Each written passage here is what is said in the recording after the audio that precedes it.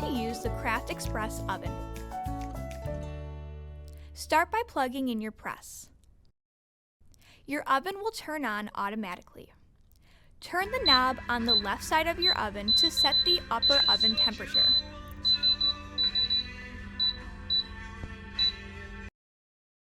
Turn the knob in the middle of the oven to set your lower oven temperature.